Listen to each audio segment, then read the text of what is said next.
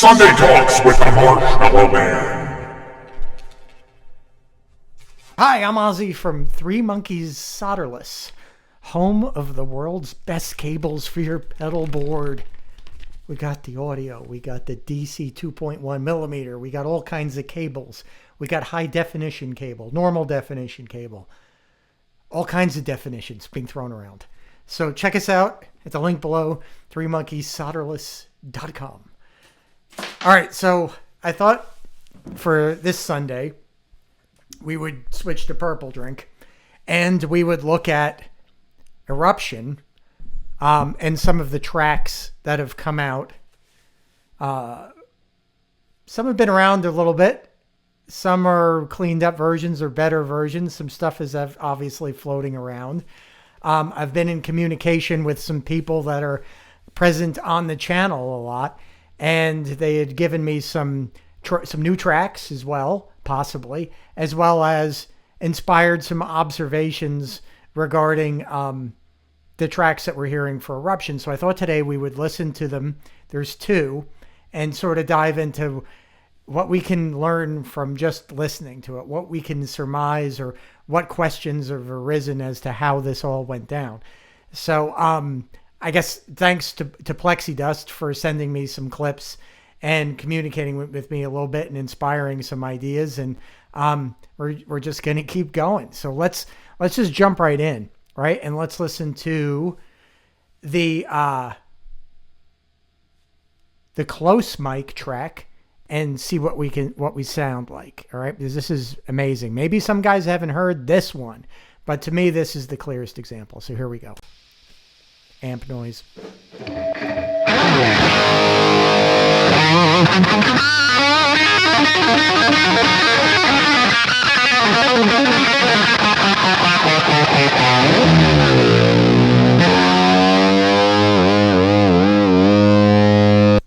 All right, so we're going to I guess we'll take them a little bit at a time, right? Because there's the 3 parts, maybe of Eruption, or 4 parts, whatever you want to call it.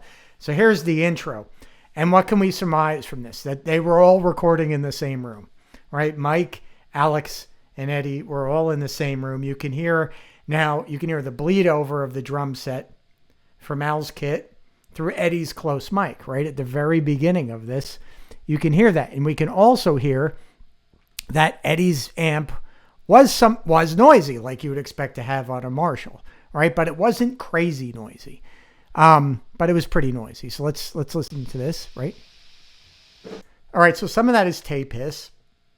Some of that is studio hiss. Some of that is amp hiss. So let's listen to the drums. You can hear them kick in.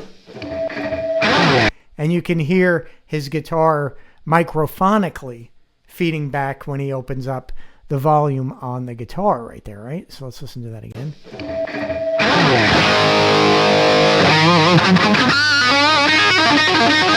And you can hear Mike's bass just kind of tailing off in there too. Now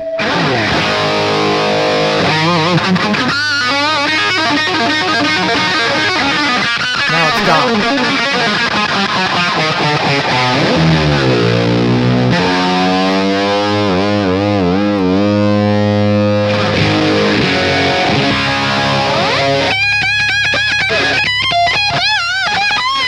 Right there, to me, when he comes in with those chords, it sounds like, is that when he's turning on the phaser? So let's go back to the beginning again and listen to it one more time. I don't hear the phaser.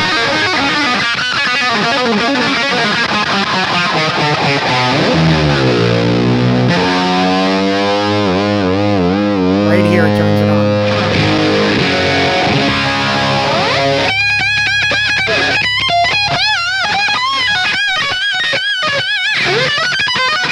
Now there's something weird going on right there where that phaser comes in. Was there an overdub? There's something strange going on here. Let's listen to that again.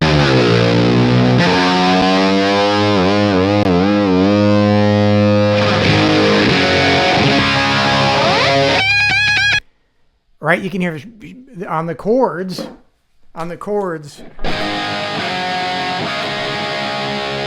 You could definitely hear the phaser But when he goes up to, it's gone. But you could still hear it on the.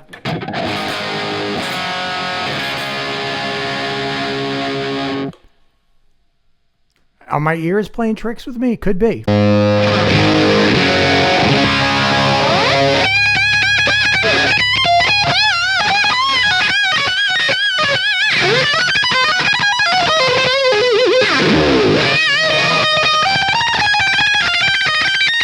A little bit if you hear it.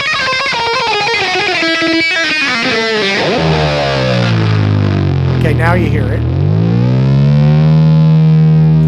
Okay, so the other thing that you can hear is that the phaser is extraordinarily mild, right?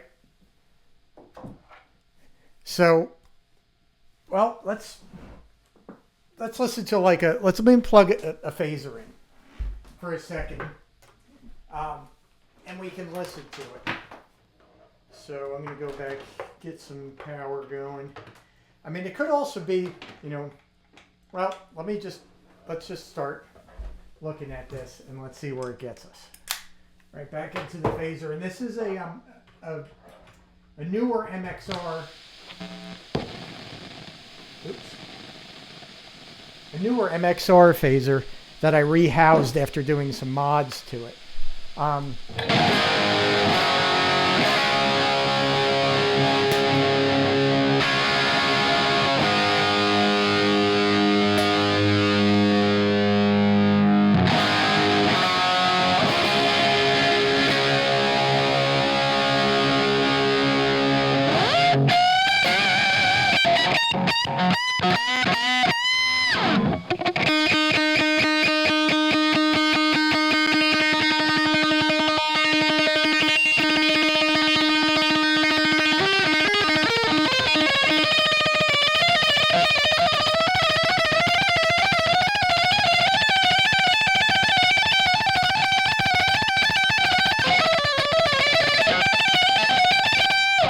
So it may be,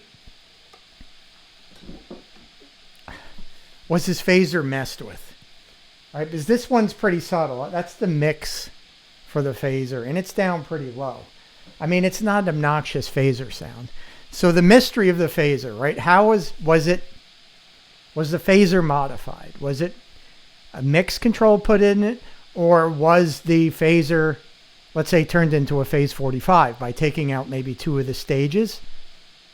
Or disconnecting two of the stages from the oscillator, right? The phase 90 has 4 stages, 4 op amps in it that are working together, controlled by an oscillator to raise and lower voltages to create a oscillating voltage that controls how the phaser works, and then it creates these moving notches. If you disconnect the oscillator or disconnect the chip from the oscillator, it stops doing that. So you would have less notches. So to turn a 45 or 90 into a 45, if you removed 2 of the chips from the oscillator, you would get a subtler phase. Now, what could you do with those chips? Maybe you just use them as boost. Maybe you change the feedback resistor around the chip and make them go a little higher than unity. Maybe there's something there. Maybe there was, Eddie's phaser was a boost. This is very possible. There was a phase 45 plus, some sort of weird amalgamation of 2 things, right? All right, so the phaser issue is definitely, let me unplug this so we get rid of some of that noise. Put the guitar back in. All right, so let's keep listening to this and let's hear some more interesting stuff. You can hear it phasing there. All right, if you listen to this, all right, if in the quiet part where there's no playing, listen to the amp hiss. It's subtle, but listen to it.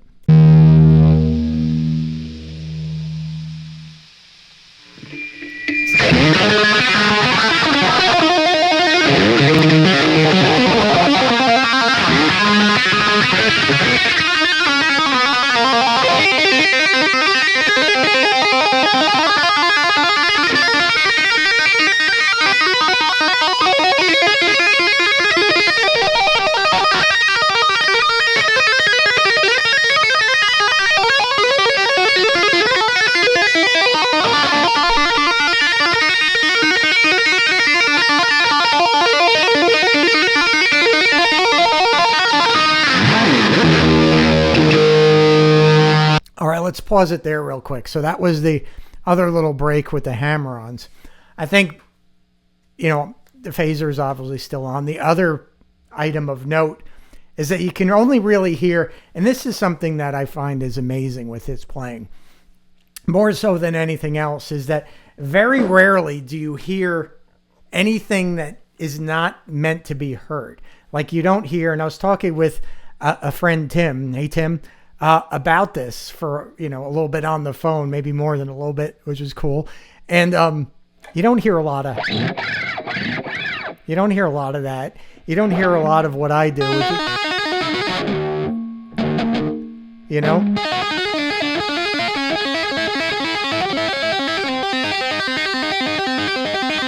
Or you don't hear anything. You don't hear any of that, right? I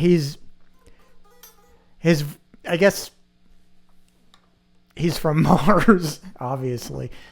So I don't know how you have that kind of control, but he obviously did it. I can only hear two places where you hear a little tiny, like, when he's hammering on or something is just, something in his body, another part of his hand hit the fretboard or hit a string, or his elbow hit something. Other than that, you can't hear anything that's not supposed to be there, which is impressive. All right, so now we're going to go on to even finish up this song right here, which has a lot more meat into it, okay? So let's listen. That particularly, right? The EC30 dive bomb, the Univox dive bomb. Turns on.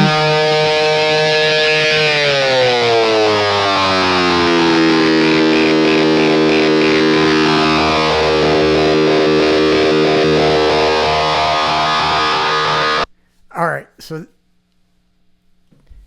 how is that done? I think there's, it gives us an insight into what the signal chain might have looked like.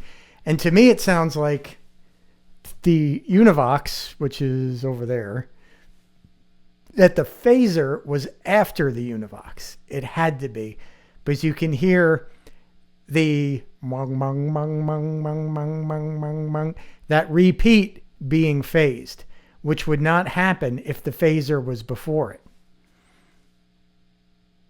It would just keep repeating that phased section over and over again, not phasing the section over and over again. So let's listen to that again. So what was his signal chain here, right? It looks like the echo unit was before the phaser. Let's go back again, listen to that a little bit. What did I do there? I don't know. Okay. Oh, I did that. Okay. So.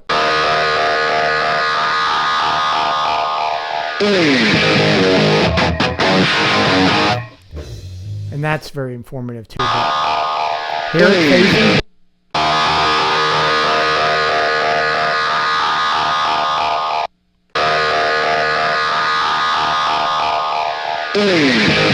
Now also, once again, just like in live recordings, he's going into "You Really Got Me," but he's playing the guitar, and it seems like, obviously, that echo loop is still going. So, in a sense, this was like a primitive looper. He was playing a guitar that was not connected to the Univox anymore, but was bypassing the Univox and going into this amplifier. Possibly, maybe there was another amplifier in there. We might be dealing now with two amplifiers in the studio. It's possible. Because how do you get this part to come in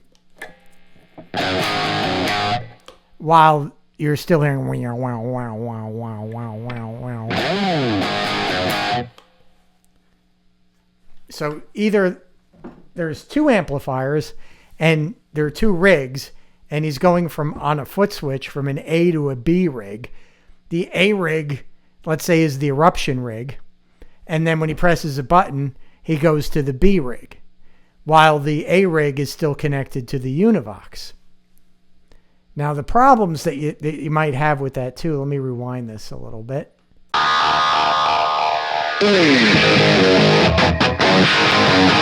I can't tell if I'm still hearing the loop at that given moment or if he does a double tap, as in switches out of the A rig with the Univox in it into the B rig where he's playing You Really Got Me, and then goes back and steps on a mute for the A rig with the echo, right? With the Univox in it.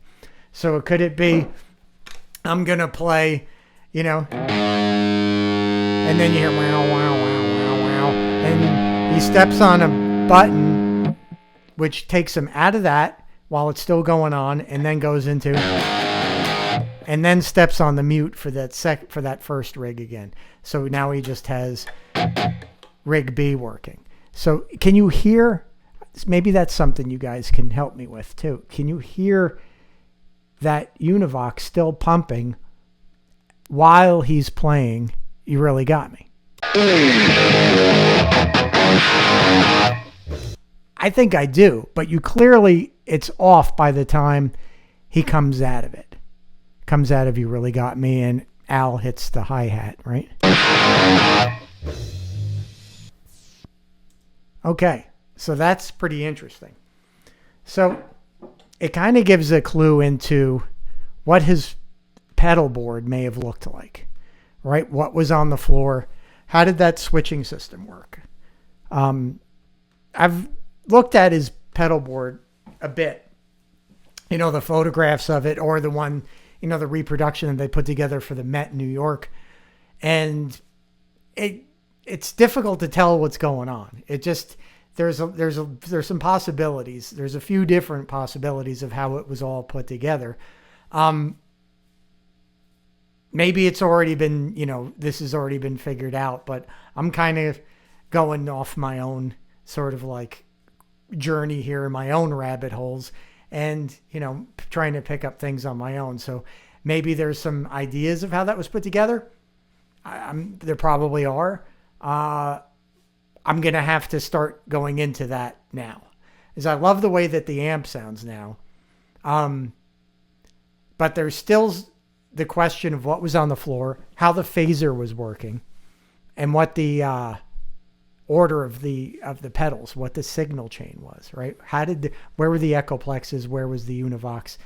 Were there two amplifiers in the studio, and how similar were these amplifiers to one another? Now, the next thing we can hear from this Eruption take, obviously, is something that I've talked about ad nauseum, which is the distortion quality of that amplifier. And you could hear it in the overhead mics first, was where I first heard it. But now we have this close mic, and we can really hear how the second chord, this part, that part, the second stroke, second series right there, how distorted it sounds, and different than, what you would call like a modern cascaded tube amplifier, such as, a Jose or a Soldano or, a Marshall JCM 800. Any of these cascaded amps do not sound like this. All right? That is some serious overload. So, what is that? Right? I think we've got some of it in this right here.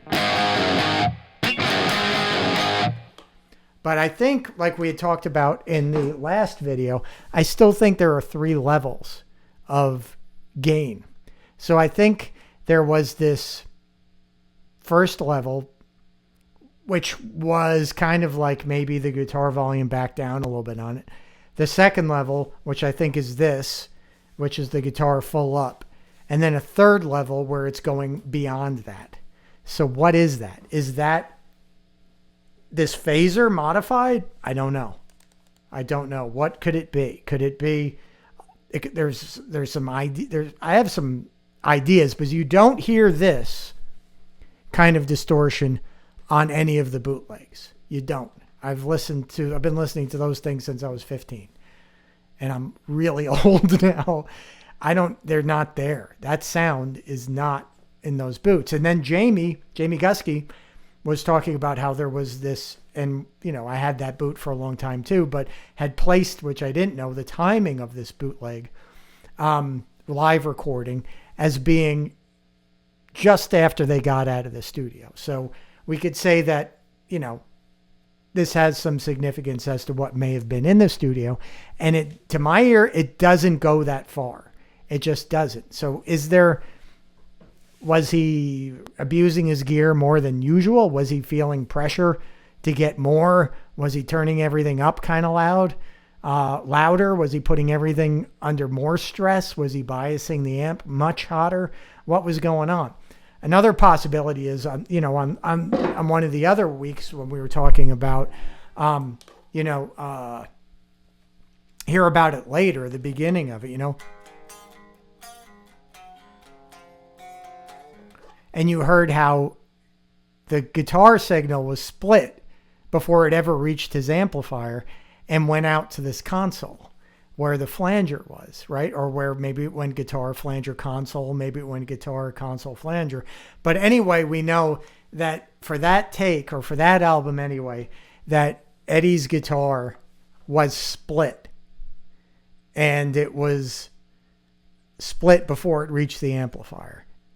So, that is a common practice. A lot of times you'll have producers or engineers that they want to cover their butts and they want as much source material as they can get to work with, right? So they may take a line directly out of the guitar and then go out to the console, bring it back in through the wall, through the port, and then you would plug in, your amplifier to that. So you'd have like a port on the wall, right? Like a square port, which would have, a variety of different types of connections. You might have 1/4 inches, you might have balanced audio cables, you might even have power in there, but it would go through the wall into the console, and you would be able to feed things back and forth from the live room back into the, the console area, and then back again. So you could have where the guitar is plugged into the wall, which is going to the console, and then the console is recording just the sound of the guitar as it is without any amplification. Then they're sending it back again through the wall, and then you plug that into your rig and into your amplifier, and then you might take another one off the back of the amplifier before it gets to the speakers, send that back out to the console, right, to the control room, and use that too as backup in case you need to change something, or you need to reamp something, or you want to get a slightly different sound and you're looking for, more bandwidth than just the speakers were able to provide. We've sort of touched on that in an earlier video too, of what happens when you combine the full wave, the full bandwidth of what the Marshall heads are capable of producing with what the speakers produce, which is a narrower selection of those bands, right? Here is like what the Marshall's capable of producing, low end to high end, and here's kind of what the Celestians are capable of producing. So there's a lot more material over here, which is foregone due to the fact that, a 12-inch 014 coned or whatever cone you want to have in a Celestion speaker does not produce those frequencies at the right levels, if it does at all. So maybe they were modifying his signal in the control room before it got to the amplifier. So maybe it went into, let me grab something here. All right. So we've seen this before, right? So this is just basically like a strip of API. You got the mic pre, a 3-band EQ, and then the line amplifier. So the guitar would be plugged into this, and then they could possibly be EQing it, getting it to sound a little bit different, trying to get some of the hair or some of the things they don't like out of it before it gets to the Marshall. And they could also be, if Eddie was in there, my guess is it'd be like, what happens when I turn that up? And he'd turn it up and be like, holy shit, that really makes that amplifier go nuts. So, would want it turned up. Maybe it's a possibility. I'm not saying it happened. I'm just saying, what if it happened, right? I could see it. Someone doing that. Why not? So is that a possibility from where that little bit of extra came from? I don't know. All right, so let's listen more to the next track. Where are we in terms of time? 26. Okay, we're still good. So let's listen now to the room mics. All right, so this is a better quality recording of the room mic for Eruption. Now, let me get this. Okay, so this is the room mics. We've heard them before, first on the Sunset Sound channel, where they played it over the monitors in the room where they were conducting the interviews. And you were getting kind of like a room mic of a room mic. So it wasn't really what as accurately as what, was actually on the tape. So now we have the actual tape itself. So let's listen to that.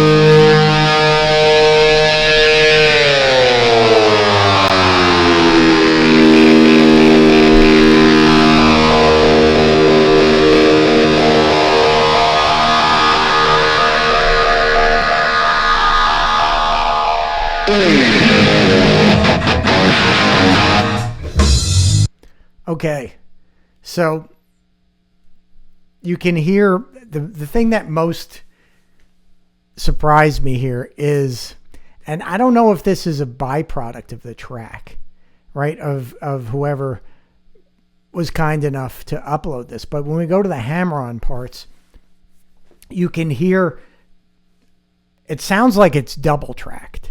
Now, it very well could be just as simple as that those were reflections coming off the walls, and they were creating, the sort of like delay of, just the travel time of the signals bouncing around.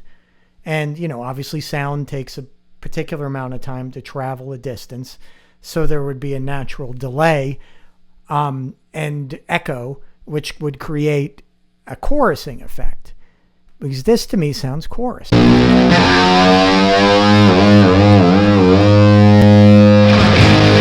me get to the hammer-on part.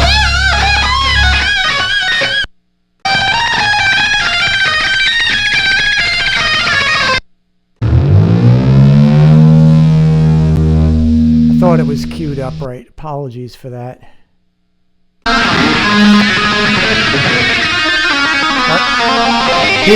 Here's where you begin to hear it.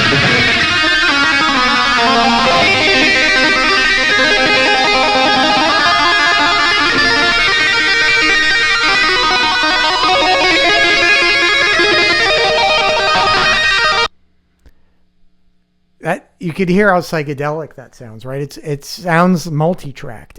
It sounds, but not multi-tracked in the sense that these are not two separate takes. This is the same take. This is a sort of a delay natural from the room, which is creating a chorus effect. So you don't hear that in, let me see if I could get to this part on the regular track, and forgive me for missing it.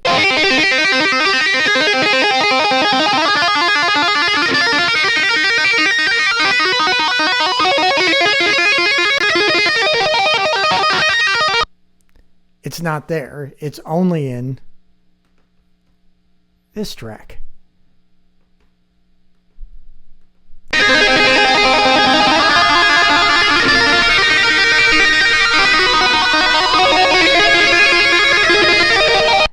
Okay, so to me, I talked about what are the possibilities of what it could be, and I think it is pretty much just as simple as this was the pre-delay, so to speak, or a delay created by the rooms. Now there would be, and this is where I want to credit Plexi Dust, who has left some comments too, that we'll be getting to comments later from last week. But Plexi Dust sent me, he took the tracks and attempted to line them up together to create the final product of room and the close mic sound. And what he was finding was that there's he had to slide them a little bit to get them to line up a little bit. So, and then when he put them two together, they created this magical sound, which is definitely the case. These two tracks, I haven't lined them up here. And I didn't want to put up Plexi Dust's work without his permission. So Plexi Dust, if you want me to put them up, I'll put them up, and we'll hear that, how you put them two together. But I figured maybe you wanted to do that for yourself. So that's your work product, and I don't want to step on that. So anyway, it gave me the idea where I was thinking to myself, and this is apart from it, the delay that I'm hearing in the room sounds to me like the same pre-delay that we hear on the reverb, right? So we have the reverb sound, which is the big chamber reverb that was in the studio, and it has this pre-delay to it. And what I mean is, when you hear it takes a second, or not a second, milliseconds before the chamber reverb is then present, right? So you would hear first the actual dry track in a millisecond or two, a few milliseconds, maybe 10, maybe 5. You would get the chamber reverb. So I'm thinking to myself, was the source for the chamber reverb actually the room mics instead of the close mic? So that started to make more sense to me, because that would be a more natural kind of progression, right? You would want to have the dry, then you would want to have the room, and then you would want to have the room with the chamber. So I'm thinking maybe that the reverb sound on his guitar, the big reverb, is fed, that chamber is being fed by the room microphone. So what I wanted to just kind of show you was like how different these things can sound. So I've got some stuff sort of lined up here. Let me get on this stuff here. Here we go. There we go. I'm going to turn this off. Okay. Now, let me grab the guitar, and once again, forgive me for how I play. I know not what I do. Okay. So now we have basically just our dry guitar sound. So I'm going to mute this. I'm making two tracks here, a dry track and then this reverb track that's going to have the wet, so to speak. So this is our dry sound.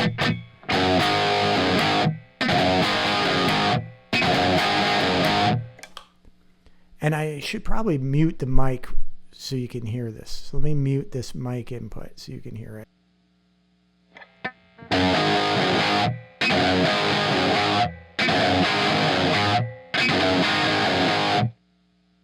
All right, so that's our dry. So now I'm just going to go into what's going to be the wet guitar, and this is going to be panned onto the other side. So let's listen to that. It should sound basically identical to what we just heard, only it's going to be in a more in a different ear. So your hearing response may change the way it sounds, because most people's ears are not exactly the same. So especially if you're a guitar player, you probably have one ear that sucks. So anyway, here we go.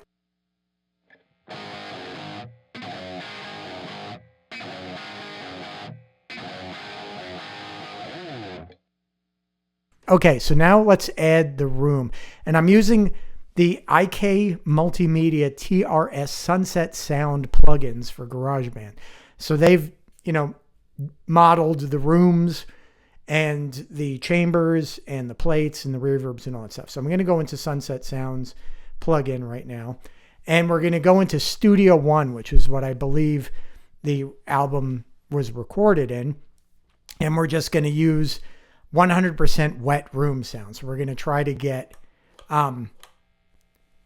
that sound of that room, so to speak. So let me turn on the... here it is. Now we have the room sound on. So let's listen quickly to that.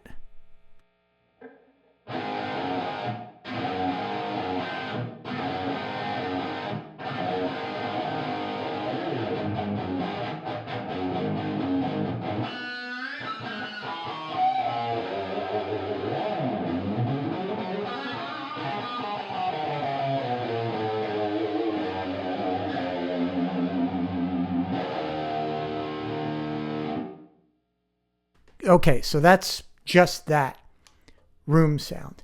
Now, if that was feeding the chamber, so we're going to go add another layer of Sunset Sound plugin, and we're going to make this layer just the chamber from Studio One, and it's going to be 100% wet, right? Oh, I should also add that I added pre-delay on this room sound. All right, so if we went back to the room sound, I've got 27 milliseconds of pre-delay. It's probably a lot, but we're going to start there on the room sound. So that's simulating the microphone being at a distance away from the closed mic. So let's go back into the chamber, and this is going to be 100% wet with no delay. You could probably add a tiny bit, because considering cables, they're pretty much light speed. So maybe we shouldn't bother. So let's turn it on and see what we get.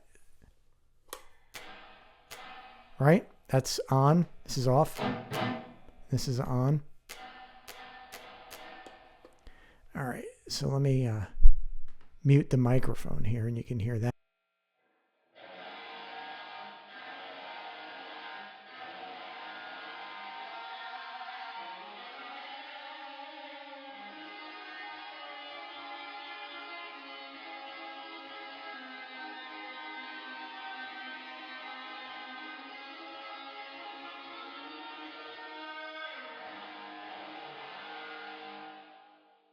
Okay, then we'll add in the dry guitar again, and then we'll try to balance the amount of reverb in there, but let's hear this.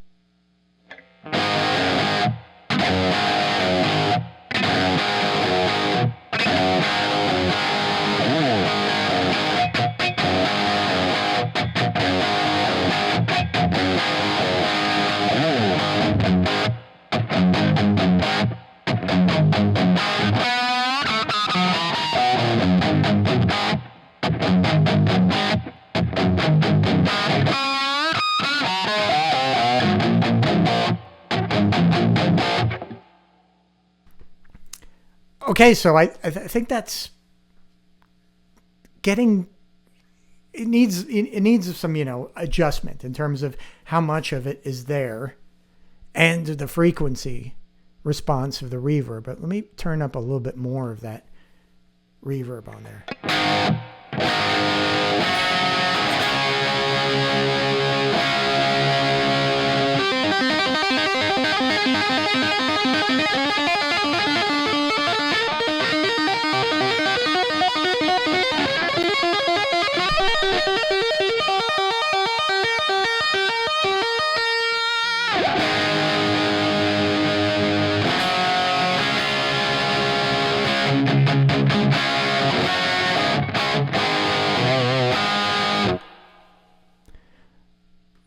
So I think that may have been how it was done. I think that the source for the reverb contained the room sound. It wasn't the closed mic sound. I mean, if we were to eliminate, let's just do that for fun. Let's eliminate the room sound from the reverb. So this would be like they took the closed mic and turned that into the chamber and then used that to generate the reverb sound.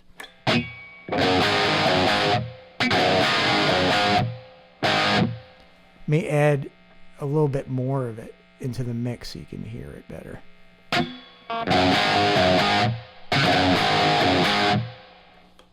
And then I'll put the room sound back in.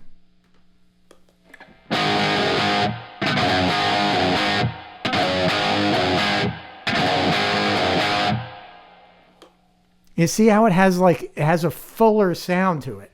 It sounds more, instead of just, like plate reverb, it sounds more like the actual signal being played a distance away from you in a very large room is more what it sounds like to me. Let me just isolate that for you, and then you can hear that. So I'm going to take out the dry guitar, and we're just going to listen to the wet guitar. So this is just the chamber. Let me mute the mic so you can hear it.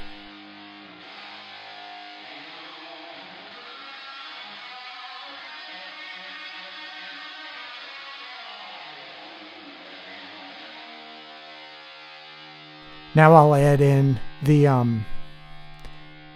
room sound, and you can hear how it changes. All right, that's in. Now it's out. Has much more body to it, right?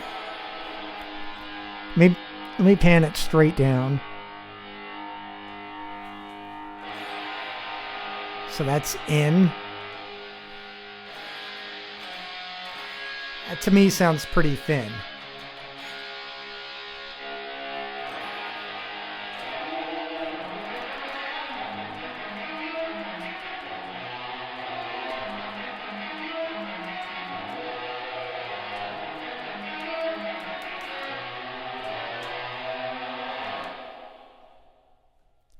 So maybe, that's part of the secret for getting that reverb sound that he had, that it's really the room being the whole band. Now, you see, when you get into the, it makes sense too, because when you hear the drums or the bass or all those things, they sound like they're in the same place in these recordings.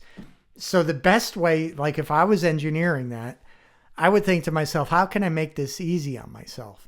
Well, why don't I just use all the overhead mics and feed it to the reverb, to the chamber, and record the whole band at once on this, sort of reverberated track. Now, Eddie's guitar was panned to one side. See, this is the interesting stuff, right? So Eddie's guitar is panned, but the reverb was dead down the middle. So it gave the impression, well, maybe the reverb is on one side and Eddie's guitar is on the other, but I think it was pretty much dead down the middle, the reverb. And then you could move like the bass a little bit here. You could move the drum kit in the middle. You could move Dave towards the middle, maybe skew it a little bit. And then you could create a really good stereo image that had this glue to it in the reverb and in the room, right? That all of the reverb was basically, and I think Dave was recorded later, so we could probably leave him out of that equation. But the bass, the drums, and the guitar, I think were recorded with reverb coming from the room mics. So that's sort of like what I'm thinking about today. So that has to be refined. The phaser has to be explored, and where the Univox was, and was there one rig or was there two rigs? So I'm going to build some pedal boards. I think I got to go back down into making some pedal boards. Another question might be, was there a dead battery in the phaser? Was that the reason why it wasn't so phasey? Maybe. I mean, these guys usually have, techs are pretty good about making sure their batteries are alive, because the last thing you want to do ever is get chewed out by your artist because the batteries in their shit is dead. You'll never hear the end of it. You just replace usually every show, sometimes every 2 shows, but you don't even want to deal with the possibility of, did I or didn't I? Was it going to last? No, take the batteries out, chuck them, put fresh ones in. Let's play tonight. And then tomorrow I'm going to put fresh batteries in them again. And that's the way it's done. So maybe, they didn't have a huge budget for batteries. I don't know. There's a lot of weird. Oh, sorry about that. There's a lot of weird stuff that just doesn't make any sense with this band in terms of equipment. It just doesn't make any sense. So you've had times when Eddie said, I couldn't afford a distortion pedal. I'm like, what? You got how many Marshall heads, Vox heads? You got Music Mans. You got fucking 8 412 cabinets. You got 2 Echoplexes in 1976-77. You have a bunch of Univoxes, but you can't afford a distortion pedal? I don't think that's true. Maybe he just didn't like them. That I would believe more so than I couldn't afford one, because, that would be the cheapest thing on the entire board would be a distortion unit. So, that's still open for debate. It's still open for debate. Was there something for level 3 that just pushed it over the top? Maybe. All right. So that's still open for debate. Where are we at too? The reverb sound could be worked on more. Getting pretty close with that. Getting close with a lot of this stuff. I think we're eventually going to have to hear from Landy. All right, so that's good for that. Let's go to the comments section and look at what we got there, and then we shall call it a day. All right, so we got something from Chandler Clement. Hey, Chandler, good to hear from you. This was in response to last week's Sunday Talks. Man, just when I think I'm the world's leading expert on Eddie's history, I listen to stuff like this and realize I know absolutely nothing. That is so untrue. Had no idea he was using, I know nothing. I had no idea he was using an octave pedal on Unchained. Well, I certainly wasn't born with that information. Somebody told me. And then I didn't believe it, but until I heard it. And then I was like, yeah, that's definitely what it is. The metal pick sliding was interesting too. Yeah, that was like something that metal picks have been around forever. So that's something I sort of knew about from high school, was like, making those kind of like, obviously when you're 13 years old, you spend a lot of time doing this, and your picks look like shark's teeth at the end of the day. You got all these cut marks and just like teeth on the side. And then you figure out, hey, with these teeth, I can really get like this really grabby kind of sound, which could be part of, it could be part of that, right? Maybe he had a weird little pick that he liked that had a bunch of teeth on it that he used just for, grabbing into. Right? I mean, I'm using this Herco pick, and this is like, you can't underestimate picks too. This is like the Jimmy Page, I believe, but the Joe Walsh secret, right? Joe Walsh had revealed, it's like, what's the secret to your tone? And he's like, hey man, I just use this pick right here, and I don't hold it this way, I hold it this way. And then it has these little, see that?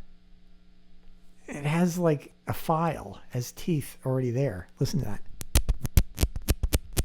Right? So when you get up to the guitar, this is normal, and this is with it. right? That's also what the Edge did with these blue picks that he used to have, right? For stuff like...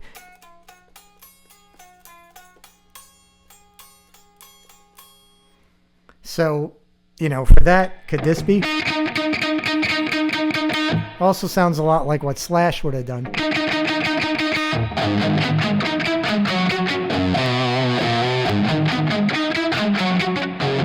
Right?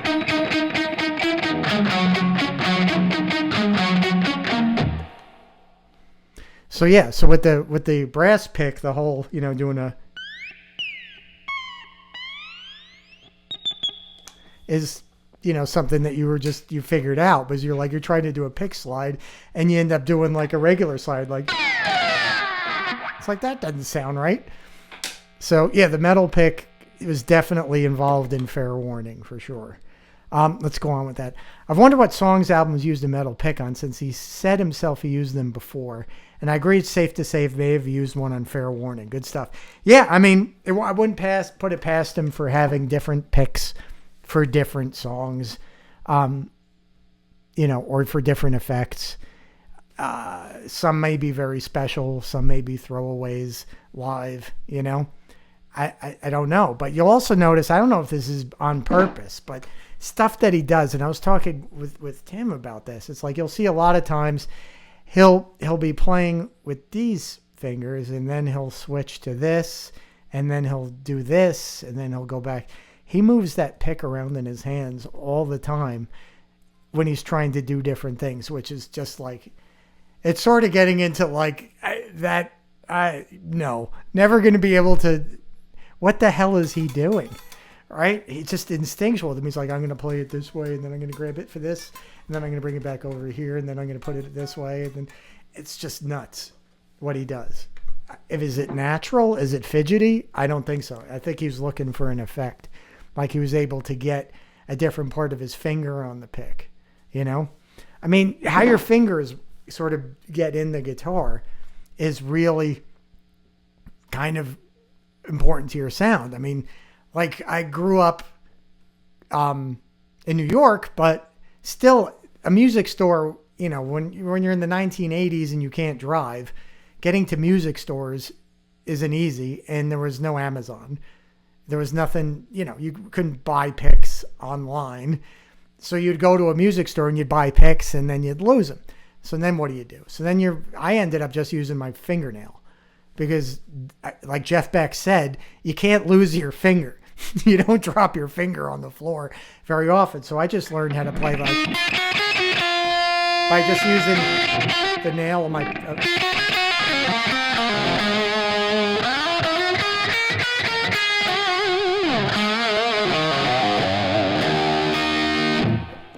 And it looks like I've got a pick in my hand, but I don't. So a lot of times, most of the time when I'm just playing around, I don't even use a pick. And I think there was someone else that said that certain songs, for one guitar player, that he always caught his finger before he caught the pick. So it'd be a double strike, kind of like...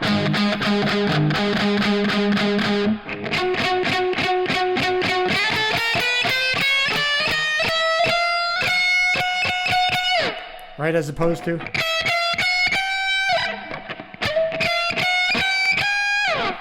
There's a millisecond, under a millisecond difference when the finger hits and when the pick hits.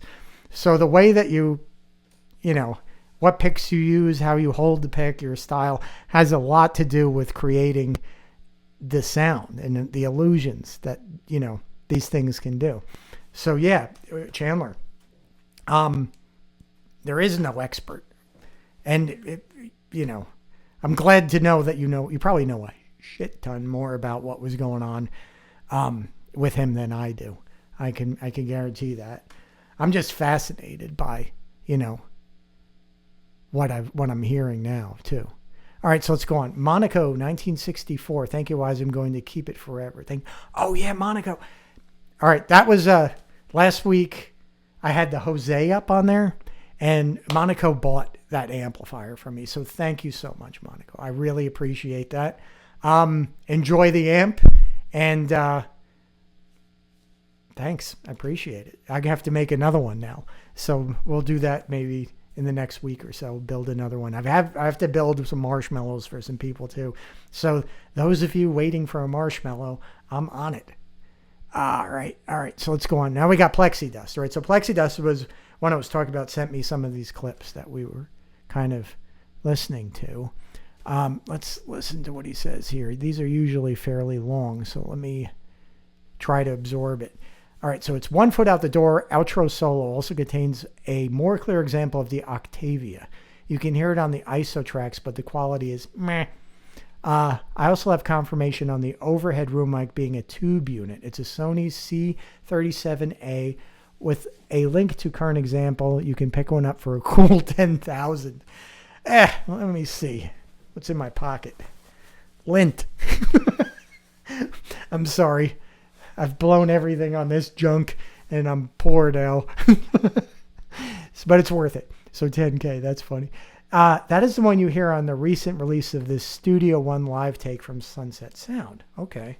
So that is the $10,000 tube mic that we were listening to for the overheads. Very interesting. Sunset Sound also has the work order sheets and assistant engineer Peggy McCrary's notes and diagrams from the sessions for 1 and 2. Yeah, Peggy worked with Prince.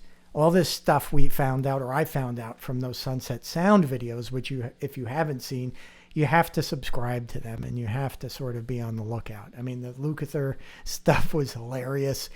The Prince stuff, I mean, you know, it's stuff that goes on. That's just, you know,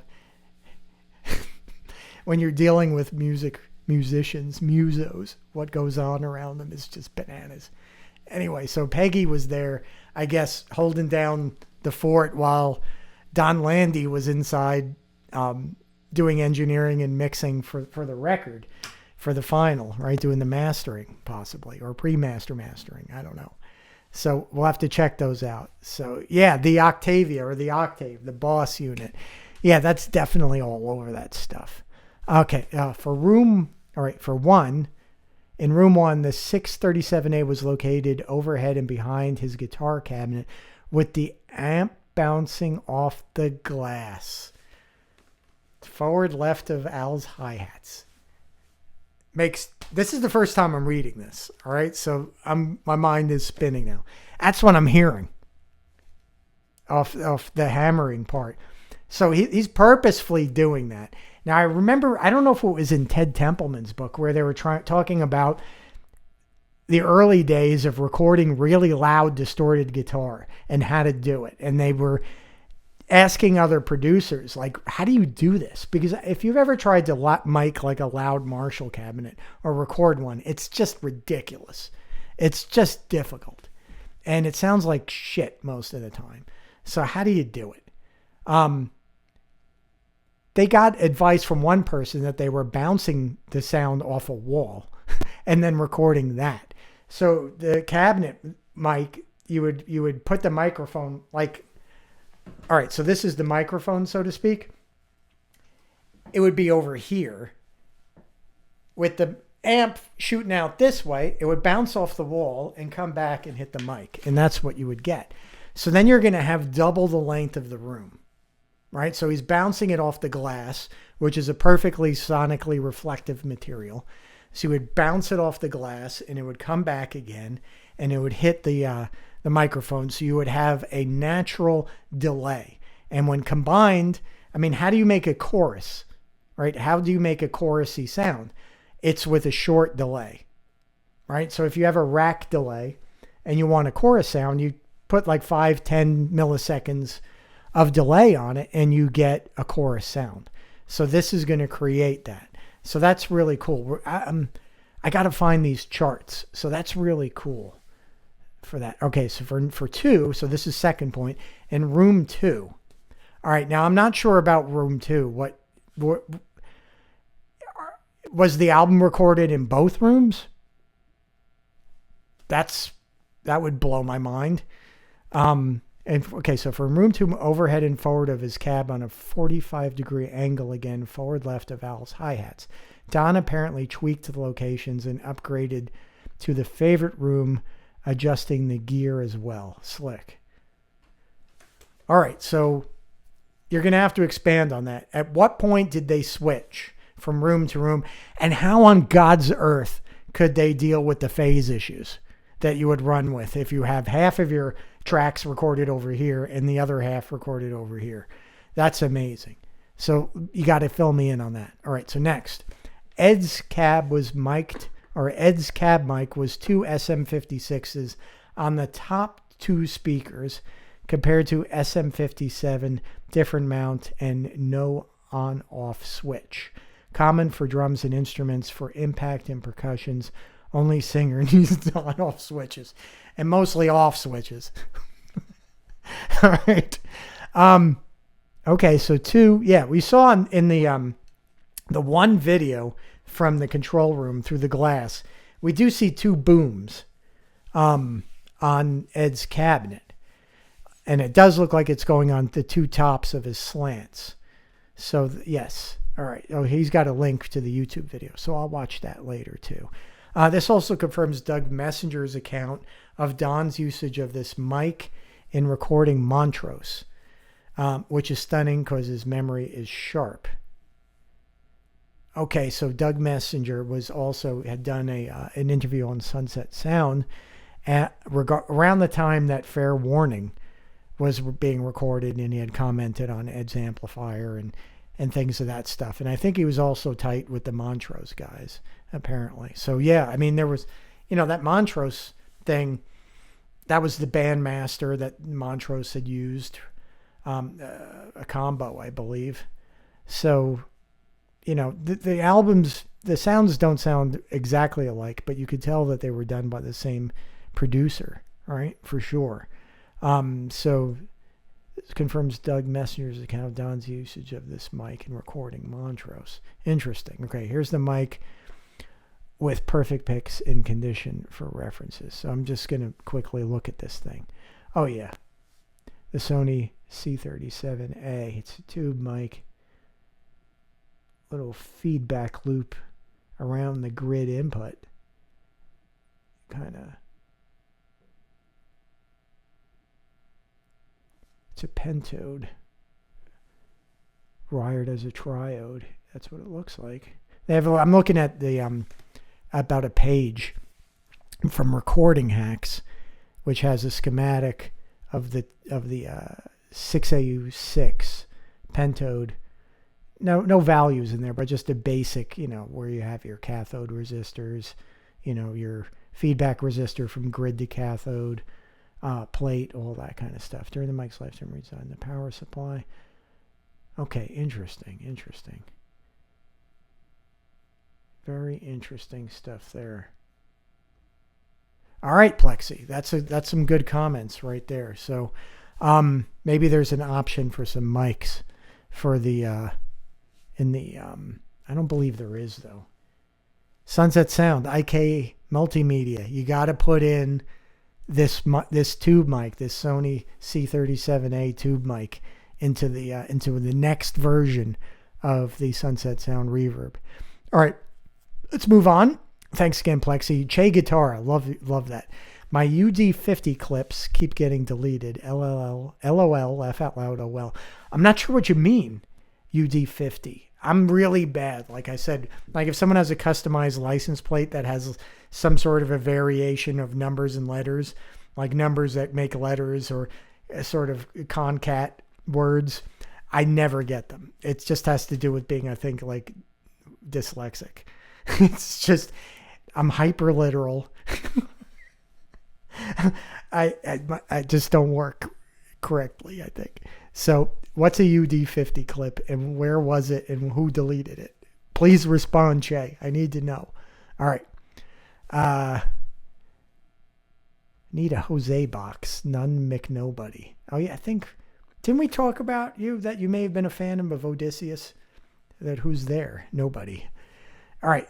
He wants to know about a Jose mod pedal build. So you need one of those. So just, hey, contact me at 3 Monkeys Solderless and I'll make you one if that's what you want.